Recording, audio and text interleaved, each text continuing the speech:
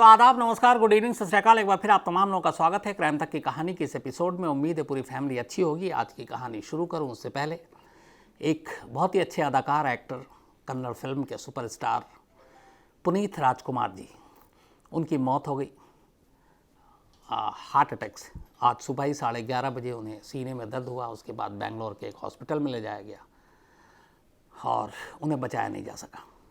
सिर्फ 46 साल की उम्र, 46 ईयर, 1975 टू 2021। एक अदाकारी के अलावा उनकी खासियत ये भी थी कि वो बहुत अच्छे सिंगर भी थे। तो एक देश ने बहुत ही अच्छे अदाकार को खो दिया। देश के जितने भी बड़े तमाम फिल्म स्टार्स हैं, उन तमाम लोगों ने भी, यहाँ तक कि प्रधानमंत्री नरेंद्र मोदी ने भी अपनी श्रद्धांजलि दी है। तो ये एक अफसोसनाक खबर थी आज की। अब आते हैं आज की कहानी के ऊपर। आरुषि केस आप सभी को याद होगा। 2008, करीब 11-8-19 साल हो गए, नहीं बल्कि 11-2-13 साल हुए, माफ़ कीजिएगा। आज भी ये केस अनसुलझा है और हिंदुस्तान के किसी भी क्राइम के अनसॉल्व्ड केसेस की जब बात होगी, आरुषि हमेशा उसमें एक जगह होगी। इसलिए मैं ये कह रहा हूँ अनसुलझा आज भी है कि आपको पता है, कई बार मैं बताया हूँ कि लोअर कोर्ट सीबीआई के स्पेशल कोर्ट ने आरुषि के माँ बाप को कातिल करार दिया, उम्र कैद की सज़ा दी थी, लेकिन इलाहाबाद हाई कोर्ट ने दोनों को बरी कर दिया। इसके बाद सीबीआई ने इसे सुप्रीम कोर्ट में चैलेंज किया, मामला वहीं लटका हुआ है। तो फिलहाल की तस्वीर ये है कि आरुषि केस में कातिल कौन है नहीं मालूम, क्योंकि एक कोर्ट ने सज़ा दी थी, एक ने बरी कर दिया। कत्ल क्यों हुआ, इसको भी लेके सारी कहानियां थी, लेकिन कोई नहीं जानता। सेम ऐसा ही एक केस आज से 25 साल पहले अमेरिका में हुआ और आज 25 साल के बाद भी ये केस अनसॉल्व्ड है, अनसुलझा है। इसको लेके बहुत सारी बातें हुई, बहुत तमाम चीज़ें हुई। इस केस में बहुत सारी सिमिलरिटीज़ हैं, समानताएं हैं। जब आरुषि का कत्ल हुआ उस दिन, उस रात, बल्कि उस घर में 4 लोग थे। आज की जो मैं कहानी अमेरिका की सुनाने जा रहा हूँ, उस दिन भी उस घर में 4 लोग थे, जैसे आरुषि के घर में थे। आरुषि का कत्ल हुआ रात के वक्त। अमेरिका की इस आरुषि का कत्ल भी हुआ रात के वक्त। आरुषि की लाश मिली घर के अंदर ही। अमेरिका की इस आरुषि की लाश भी मिली घर के अंदर ही। कई समानताएं, इसके अलावा एक और, इस आरुषि के कत्ल को लेकर माँ बाप के ऊपर शक गया। अमेरिका की इस आरुषि को लेकर भी माँ बाप के शक के घेरे में रहे। तो ये बहुत सारी सिमिलरिटीज़ थी और ये कहानी अपने आप में बेहद हैरान करने वाली और चौंकाने वाली है, क्योंकि इस कहानी में जो कुछ हुआ, एक ज़माने में अमेरिका के अखबारों में, टीवी पे ये खबरें छाई रहती थी। कहानी है कोलोराडो में एक जगह है बॉर्डर, वहाँ की। जॉन बेनेट रैमजी, एक 6 साल की बेहद प्यारी, बेहद खूबसूरत बच्ची। 6 साल की उम्र में ही उसने 5 ब्यूटी कंपटीशन जीते थे। उसकी तस्वीर है, आप देखिए। मैं कहूँगा आज दीपक और बाकी लोगों से बीच बीच में डाल दें, मतलब बहुत ही प्यारी देखने में। जॉन बेनेट की जो माँ पैट्रिका पेस्ट्री, ये भी एक ब्यूटी क्वीन के तौर पर अपने करियर किया और बहुत सारे कंपटीशन जीते, और अपनी बेटी को भी अब उसी रास्ते पर ले जा रही थी। इनके जो पिता हैं जॉन रैमजी, ये एक एक्सेस ग्राफिक्स कंपनी है, उसमें ये काम करते थे और अच्छे खासे पोजीशन पे थे। और इनका एक बेटा भी था, बर्के रैमजी। तो इस घर में कुल 4 लोग थे, माँ बाप, एक बेटी और एक बेटा। भाई जो है वो 7 साल का था करीब, बल्कि 9 साल का, और जॉन बेनेट थी 6 साल की प्यारी सी बच्ची। 6 अगस्त 1990 में इसका जन्म हुआ था और सिर्फ 6 साल के बाद मौत। बात 26 दिसंबर 1996, 26 दिसंबर 1996 की है। बॉर्डर के अपने घर में रात का वक्त था, देर रात बल्कि हो चुकी थी। दोनों बच्चों को सुलाने के बाद पति पत्नी जो हैं, पैट्रिका और उसके हस्बैंड जॉन, रैमजी, ये भी अपने कमरे में सो रहे थे। देर रात ही उठते हैं तो अचानक देखते हैं कि जॉन बेनेट अपने कमरे में नहीं है। अब उसे ढूंढना शुरू करते हैं, आवाज़ देते हैं, पूरे घर में ढूंढते हैं, वो नहीं मिलती। ढूंढते ढूंढते ये लोग किचन में पहुंच जाते हैं। जब किचन में पहुंचती है जॉन बेनेट की माँ पैस्टी, तो देखती है कि वहाँ एक नोटपैड पे नोट लिखा हुआ है, और वो 2.5 पन्नों का नोटपैड लेटर था। एक जो नोटपैड था वो उसी घर का था, जो कलम यूज़ किया गया था लिखने के लिए वो भी उसी घर का था, और उस 2.5 पन्ने के नोट में लिखा था कि जॉन बेनेट, आपकी बेटी हमारे कब्ज़े में है और उसके लिए आपको रैंसम देना है, और अगर आप पुलिस के पास गई या किसी रिश्तेदार को बताया तो फिर हम इसे मार देंगे। साथ में ये भी लिखा था कि 99.2% चांसेस है कि हम इसे मार देंगे। अब ये बड़ा अजीब था, कोई 100% कहता या सीधे कहता हम मार डालेंगे। यहाँ पे लेकिन जिसने भी नोट लिखा वो लिख रहा 99.2% चांस है कि हम मार डालेंगे। खैर, इस लेटर को पढ़ने के बाद अब फैमिली पुलिस को कॉल करती है। पुलिस सुबह सुबह करीब 6 बजे, क्योंकि ये ढूंढते ये करते हुए सुबह हो गई थी, जॉन बेनेट के घर पहुंचती है। पुलिस वाले आते हैं, नोट पढ़ते हैं, फिर कहते हैं कि शायद बच्ची इधर उधर कहीं हो, ये भी चेक कर लेते हैं किसी ने शरारत की हो, क्योंकि पुलिस ने आने के बाद देखा एंट्री और एग्ज़िट, तो देखा कहीं फोर्सफुली कोई एंट्री नहीं है, कोई एग्ज़िट नहीं है। दरवाज़ा अंदर से बंद था, बाहर से लॉक भी नहीं था। सेम आरुषि केस में भी यही था, एंट्री एग्ज़िट सब कुछ सेफ था, बाहर से कोई खोलने का या किसी के आने और जाने का कोई पहचान, कोई निशानी, कोई सबूत नहीं मिला था। तो पुलिस सारी चीज़ें देखती है, फिर पुलिस को लगता है कि कोई घर से बाहर गया नहीं, बाहर से कोई अंदर आया नहीं, तो बच्ची यहीं होगी। वो ढूंढते हैं, ढूंढते ढूंढते वो बेसमेंट में भी जाते हैं। बेसमेंट में एक दरवाज़ा था, वो पुलिस वाला उस दरवाजे तक तो जाता है, फिर वहाँ से लौट जाता है। सेम आरुषि में हुआ था। आरुषि की लाश मिलने के बाद हेमराज को ढूंढने के लिए पुलिस नेपाल भेज दी गई, और उस छत के सीढ़ी तक पुलिस की टीम गई थी, लेकिन छत का दरवाज़ा बंद था, ताला लगा हुआ था, चाबी मिली नहीं। पुलिस लौट आई और उसी छत पर हेमराज की लाश पड़ी थी। यहाँ भी पुलिस आती है, बेसमेंट में जाती है, दरवाजे तक जाती है, दरवाजे को खोल के पीछे जा सकती थी, वो जाती नहीं है, लौट जाती है। बच्ची कहीं नहीं मिलती। दोपहर के 1 बज जाते हैं। 1 बजे तक ये खबर फैली कि एक बच्ची, और ये बच्ची चूँकि बहुत पॉपुलर थी, ब्यूटी क्वीन थी, 6 साल की उम्र में, उसकी खूबसूरती के चर्चे थे हर जगह। तो अब डिटेक्टिव जो है वो बेनेट के घर पहुंचते हैं। डिटेक्टिव घर की एक एक चीज़ को जांचते हैं, फिंगरप्रिंट्स, बाकी चीज़ देखने के लिए। इसके बाद डिटेक्टिव पूरे घर को छानने के बाद उसी बेसमेंट की तरफ जाते हैं। देखते हैं दरवाज़ा बंद है, वो कहते हैं दरवाज़ा खोलो। दरवाज़ा खोला जाता है। दरवाजे के उस पार 6 साल की जॉन बेनेट रैमजी की लाश पड़ी थी। उसके दोनों हाथ रस्सियों से बंधे हुए थे, उसके गले में नायलॉन की रस्सी थी, गला घोट कर मारा गया था। जॉन बेनेट की लाश देखकर माँ बाप के पैरों तले ज़मीन खिसक जाती है। इसके बाद पुलिस अपना काम करती है। लाश को पोस्टमार्टम के लिए भेजा जाता है। पोस्टमार्टम रिपोर्ट आती है, पता चलता है कि सर पे किसी वजनी चीज़ से मारा गया है, स्कल टूट गया था और गला घोटा गया है, और इसकी वजह से उसकी मौत हो गई। अब यहाँ से जांच शुरू होती है। पुलिस तमाम लोगों से पूछताछ करती है, घर वालों से पूछताछ करती है, पति पत्नी से पूछताछ करती है, जो इकलौता भाई 9 साल का था उससे 2 घंटे पूछताछ करती है। कोई सुराग नहीं मिलता। अब पुलिस नोट की तरफ देखती है। उस नोट में जो रैंसम नोट के लिए नोट लिखा गया था वो बड़ा अजीब नोट था। उस नोट को पढ़ने के बाद पुलिस वालों को, डिटेक्टिव को भी लगा कि अपने उन्होंने करियर में ऐसा नोट नहीं देखा। इस केस में जो उस वक्त डिटेक्टिव थे, 2010 में कैंसर से उनकी मौत हो गई। उन्होंने अपने करियर में 200 केस सुलझाए थे और 200 ही केस उन्होंने संभाले थे, और 100% सक्सेसफुल रिजल्ट था उनका। जब उनकी मौत हुई तब उन्होंने अपनी पोती को कहा था कि उनकी एक ही ख्वाहिश अधूरी रह गई। वो चाहते थे कि जॉन बेनेट रैमजी के कत्ल की पहेली को वो सुलझा सकें, लेकिन उससे पहले उनकी मौत हो गई।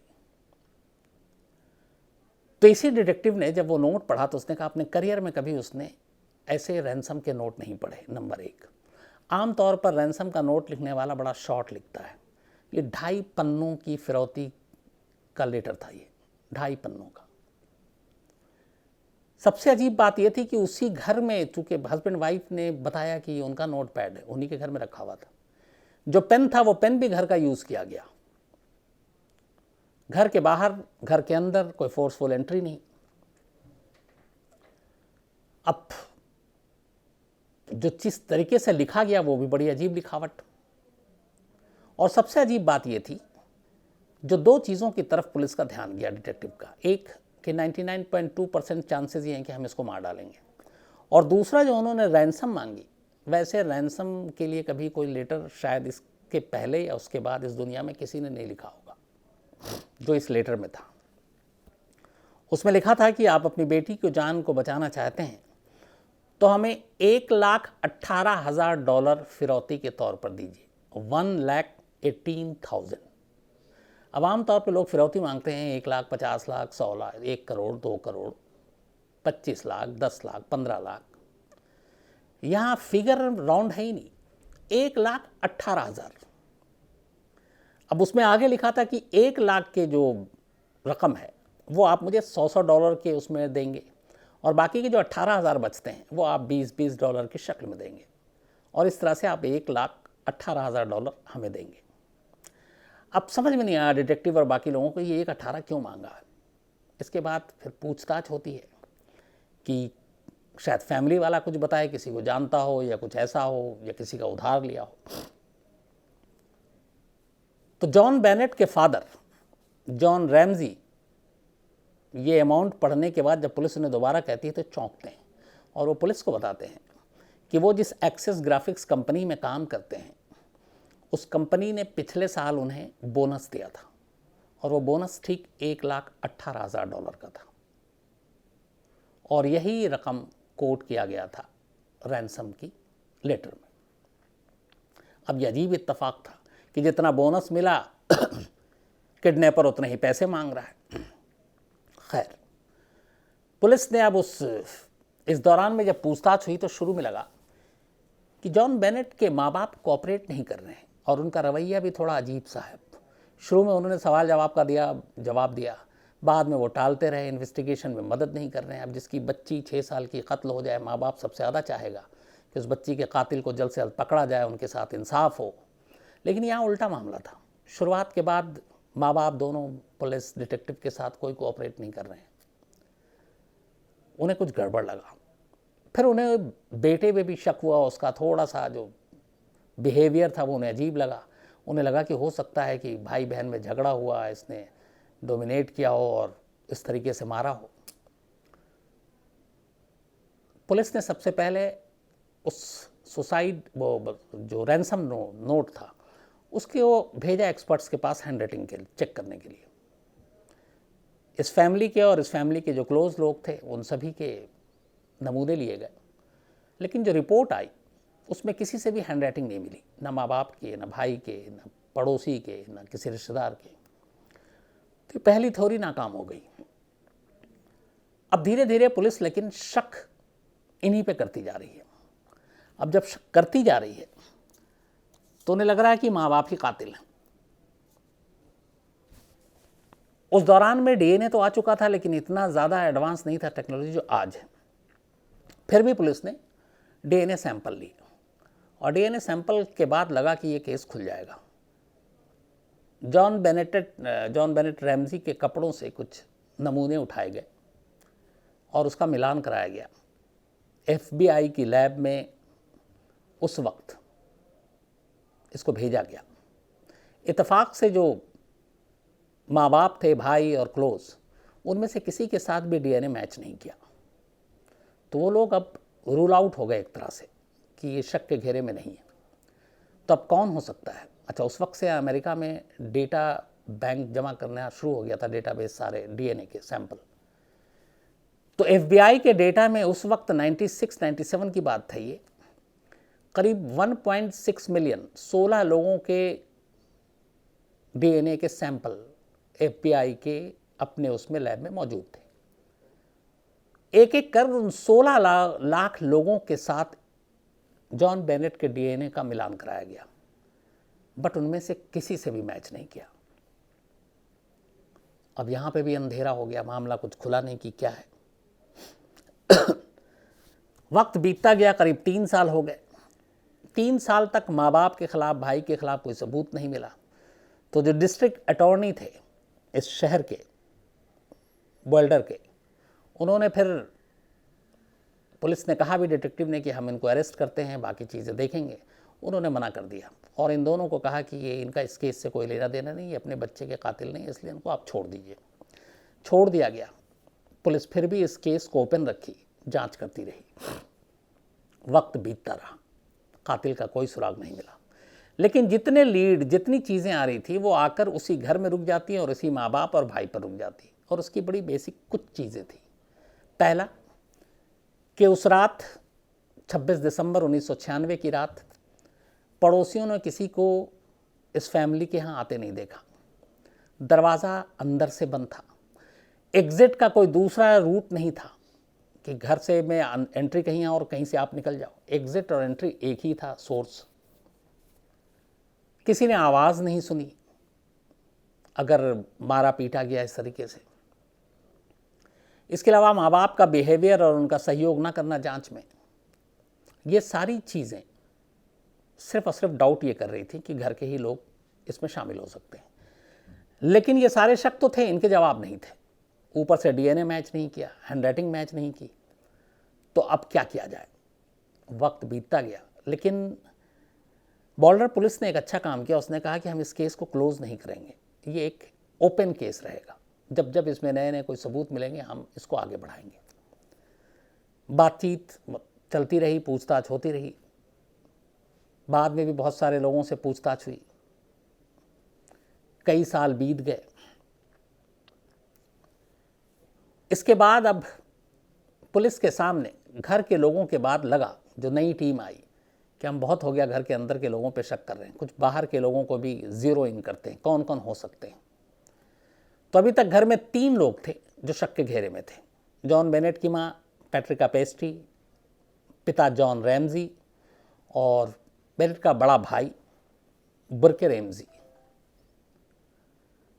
अब इन 3 के बाद जब तफ्तीश हुई तो पता चला कि 3 और लोग हैं जो इस कत्ल के दौरान या कत्ल से पहले यहाँ पे उनका आना जाना था। अब ये 3 सस्पेक्ट और आए। सेम याद कीजिए आप, आरुषि केस में था कि जब डॉक्टर तलवार और उनकी पत्नी के बारे में सबूत नहीं मिले तो फिर बाकी जो नौकर थे, कृष्णा और ये सब 3-4 यहाँ पे भी कैरेक्टर बाहर के आए थे जिनका नार्को वार्को भी हुआ, हालांकि कोई फ़ायदा नहीं हुआ। सेम अमेरिका की इस आरुषि वाले केस में हुआ। 3 सस्पेक्ट अब नए आए। इनमें से एक का नाम था बिल मैकरीनोल्ड, बल्कि मैकरीनोल्डस। और ये इसलिए इस पे शक हुआ क्योंकि इससे पहले ये एक बच्ची का किडनैप कर चुका था 1974 में, और 2 दिन पहले ये जॉन बेनेट के घर आया था। और इससे भी बड़े इसकी शक की वजह ये थी कि जॉन बेनेट के कत्ल से करीब साल भर पहले बिल की वाइफ ने एक किताब लिखी थी, और उस किताब की कहानी जो थी पूरी वो ये थी कि एक बच्ची के साथ कैसे ज़्यादती हो रही है, उस बच्ची के ऊपर बड़े जुल्म ढाए जाते हैं, फिर उस बच्ची का कत्ल कर दिया जाता है और कत्ल करने के बाद लाश को बेसमेंट में ले जाकर छुपा दिया जाता है। अब इसमें आखिरी के जो सारे चैप्टर की कहानी थी वो जॉन बेनेट से मिल रही थी कि बच्ची के ऊपर जुल्म भी हो रहा है, बच्ची का कत्ल होता है और लाश बेसमेंट में, और यहाँ भी लाश बेसमेंट में मिली। तो इन सारी चीज़ों को देखते हुए और एक उसका पुराना क्राइम देखते हुए कि एक ऑलरेडी बच्ची का इसने किडनैप किया था, पुलिस इसको उठाती है, बिल मैकरीनोल्डस को पूछताछ होती है। ये पता चलता है कि हाँ ये वही था। लेकिन हैंडराइटिंग और फिर डीएनए दोनों के जब टेस्ट होते हैं उसमें ये क्लीन निकल जाता है। ना डीएनए सैंपल इससे मिलता है जॉन बेनेट का, और ना हैंडराइटिंग इसकी मिली। तो अब कोई ठोस सबूत और बचा नहीं, पुलिस को मजबूरन इसको छोड़ना पड़ता है। छोड़ने के बाद अब पुलिस की नज़र में एक दूसरी सस्पेक्ट आती है। ये एक लेडी थी जिसका नाम था गैरी ओलिवा। गैरी ओलिवा इसलिए शक के दायरे में आई कि किसी मामले में पुलिस ने इसको कहीं पकड़ा। जब पकड़ा और इसके बैग की तलाशी ली तो उसके बैग से जॉन बेनेट की तस्वीर मिली, उस बच्ची की। और बाद में इसका जब केस खंगाला गया कि ये कौन है ग्रेवी ओलिवा, तो पता चला कि ये चाइल्ड पोर्नोग्राफी के रैकेट से जुड़ी है और पहले भी ये जेल जा चुकी है। तो उसको पकड़ा गया कि उसकी जेब से तो तस्वीर मिली है और चाइल्ड पोर्नोग्राफी के साथ जुड़ी हुई है। जॉन बेनेट वैसी ही 6 साल की एक प्यारी सी बच्ची जो ब्यूटी कंपटीशन जीती है, तो बहुत सारे तार जुड़ रहे थे। अब पुलिस ने इसको खंगालना शुरू किया, लेकिन इसका भी डीएनए और हैंडराइटिंग दोनों मैच नहीं किया, कोई सबूत नहीं मिला। पुलिस को मजबूरी में इसको छोड़ना पड़ा। इसके बाद एक तीसरा सस्पेक्ट आता है, उसका नाम था George marker. Police George marker को इसलिए पकड़ती है और ये बाद में पता चलता है 96 में जब ये कत्ल हुआ जॉन बेनेट का, इसने 97 से बल्कि एक जर्नलिस्ट हैं अमेरिका के, उनको मेल करना शुरू किया और मेल पे इसने ये कहा कि मुझसे गलती हो गई है, मैं बड़ा परेशान हूँ, मैंने एक बच्ची का कत्ल किया है। और उसने कहा वो जॉन बेनेट थी और मैंने उसके सर पर सर्च लाइट यानी टॉर्च से वार किया था और फिर वो मर गई। अब ये जर्नलिस्ट ने इस मेल को छुपा लिया, बताया नहीं, न छापा। बाद में कहीं से ये मेल लीक हो गया। इसके बाद पुलिस को लगा कि ये सारी बातें तो ये सही बता रहा है।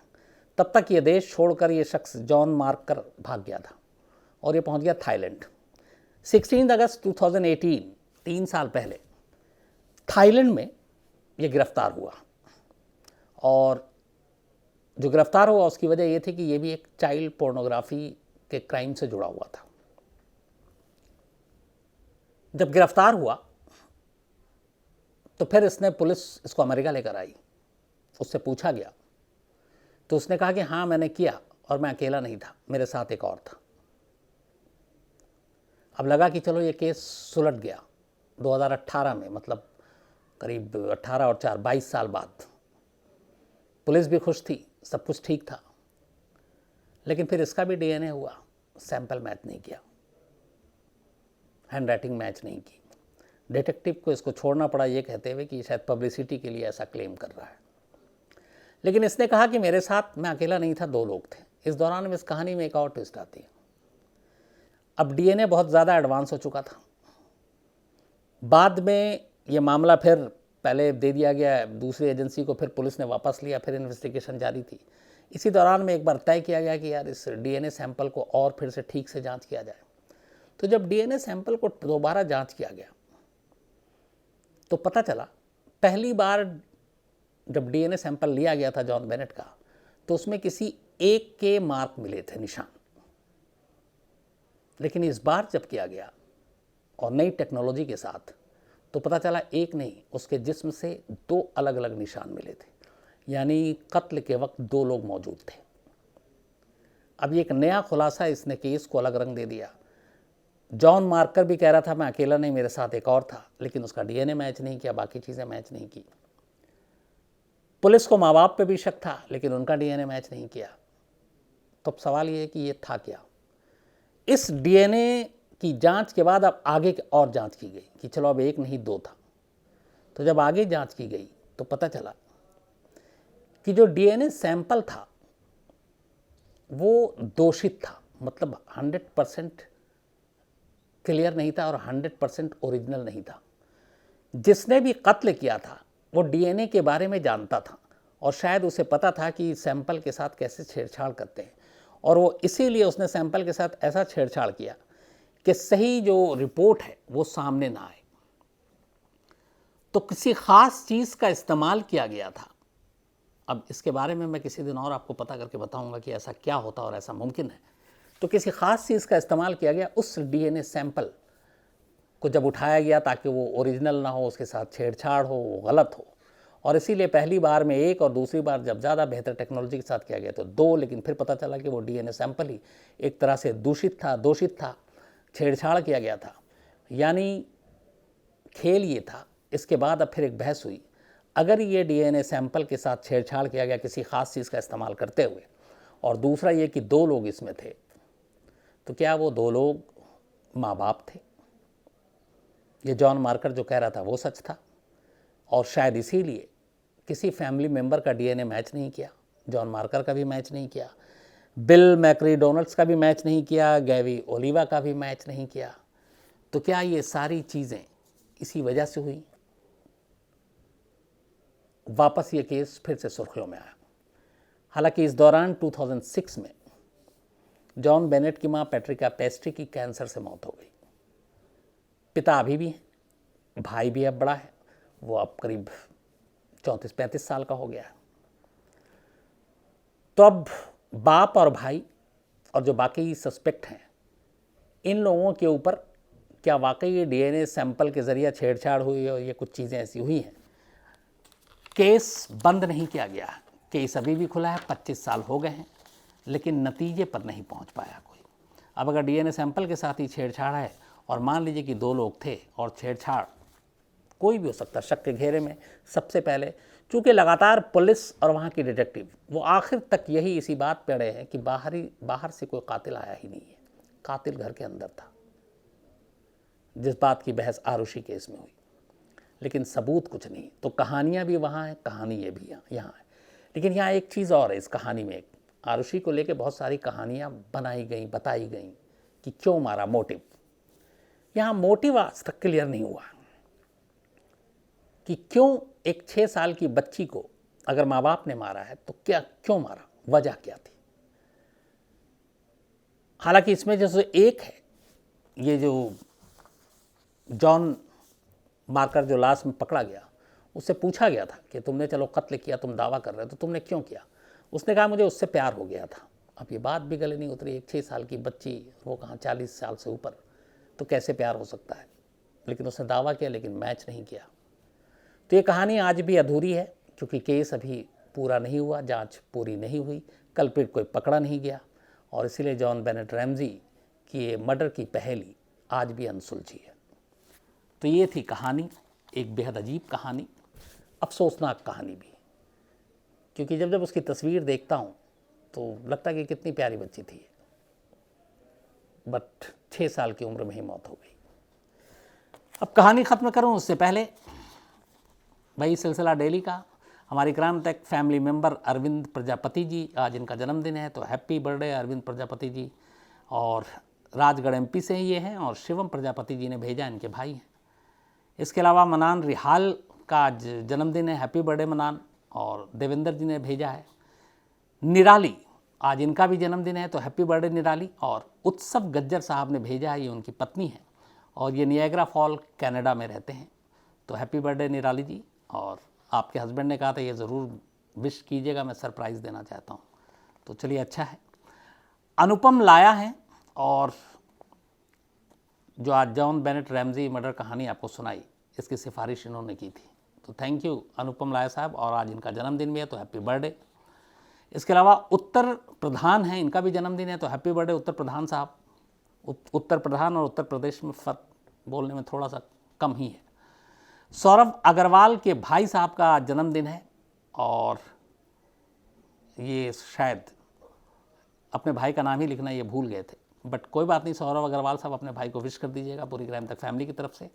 और शेरले गुप्ता जो हैं इनके नेफ्यू, उनका भी उन्होंने भेजा है। इसके अलावा ज़हीन हैं, आज इनका भी जन्मदिन है, तो हैप्पी बर्थडे ज़हीन।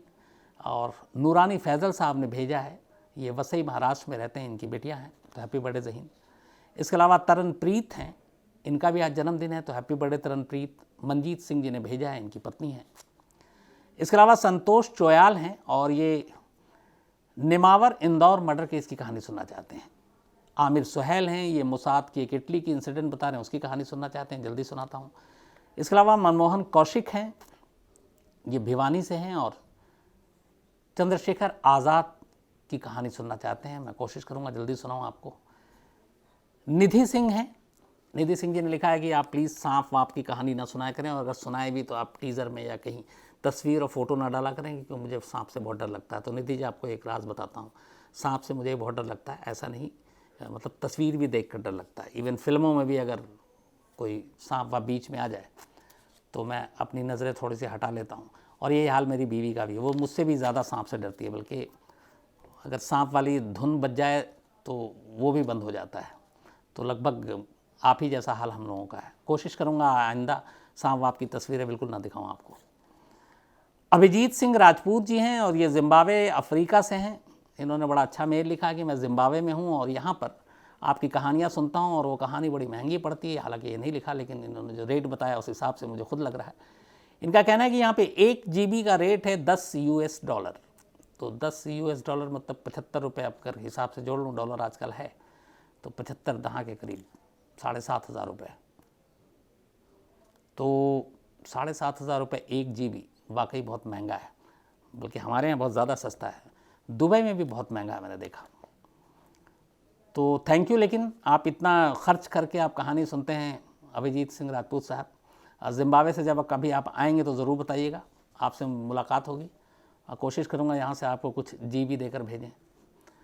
इसके अलावा श्रीश नाथ पांडे जी हैं वाराणसी से, देवेंद्र सिंह हैं रामपुर से, और ये करतार सिंह सराभा, छोटी उम्र में इन्हें फांसी हुई थी, इसकी कहानी सुनना चाहते हैं, मैं ज़रूर आपको सुनाऊंगा ये। अभिषेक दुबे जी हैं, इसके अलावा भास्कर सती जी हैं रानीखेत से। तमाम लोगों का शुक्रिया, आपकी जो कहानी की फरमाइश है वो जल्द पूरी होगी। अब आपसे मुलाकात होगी कल रात 9 बजे किसी नई कहानी के साथ। तब तक अपना ख्याल रखिएगा। Thank you very much.